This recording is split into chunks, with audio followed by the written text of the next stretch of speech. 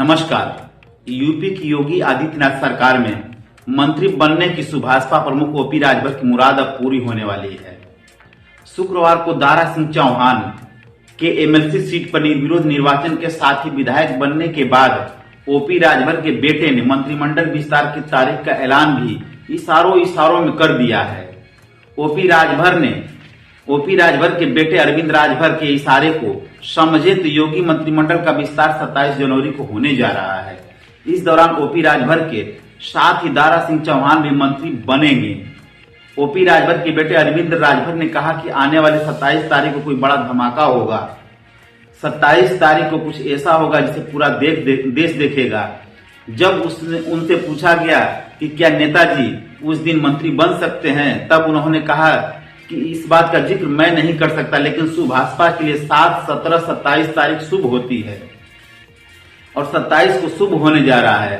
अरविंद राजभर ने कहा कि मंत्रिमंडल में शामिल होने को लेकर पत्रकार लोग बार बार सवाल करते हैं और मैं हमेशा जवाब देता हूं, हमको वो डेट भी पता है और विभाग भी पता है कि कब नेताजी यानी ओपी राजभर मंत्री बन रहे हैं।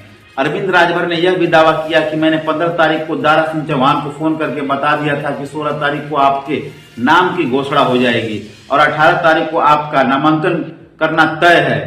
अब वह भी विधायक बन चुके हैं।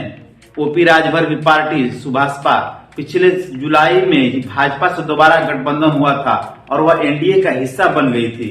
गठबंधन में शामिल होने के बाद ओपी राजभर लगातार अपने मंत्री बनने का ऐलान करते रहे हैं। कभी नवरात्र तो कभी दीपावली के बाद मंत्रिमंडल में विस्तार होने की बातें कहते रहे।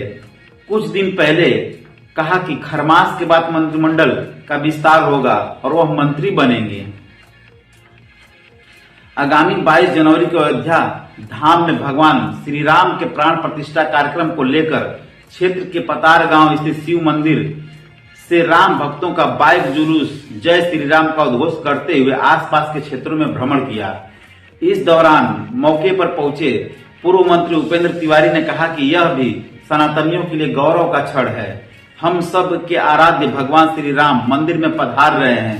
एक लंबी लड़ाई के बाद यह सब सुख अच्छा हम सबके सामने आया है। हम सब इस सुखद क्षण को भव्य तरीके से अपने घरों मंदिरों में दीप प्रज्वलित कर आगामी 22 तारीख को उत्सव के रूप में मनाएं।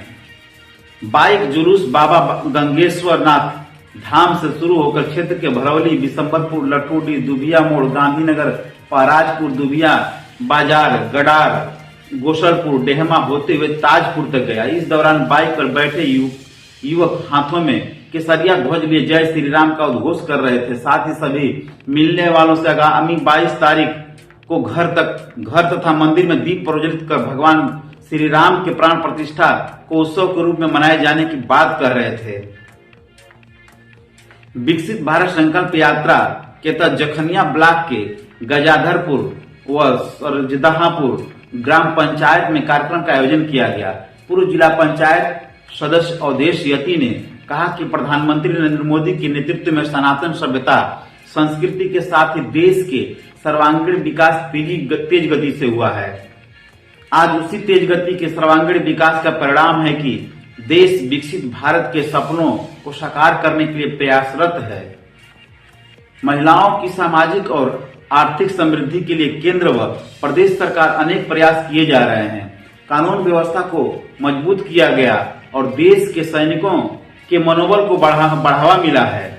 इंद्रदेव कुशवाहा ने कहा कि केंद्र सरकार व प्रदेश सरकार की जन कल्याणकारी योजनाओं के माध्यम से देश प्रदेश में समाज के कमजोर से कमजोर व्यक्ति को सामाजिक सम्मान, सुरक्षा और आर्थिक समृद्धि का मार्ग प्रशस्त हुआ है।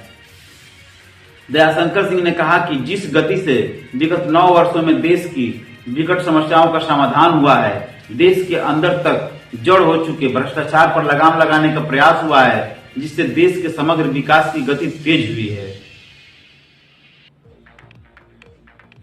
यूपी के कई जिलों में बेहद सर्द हवाएं चल रही हैं। करीब 250 से 290 किलोमीटर प्रति घंटे रफ्तार वाली यह हवा उत्तर भारत में सर्दी बढ़ाने के लिए जिम्मेदार बताई जाती है। इसको देखते हुए मौसम विभाग का अनुमान है कि अगले कुछ दिनों तक गलन कोहरे से राहत मिलने के आसार नहीं है।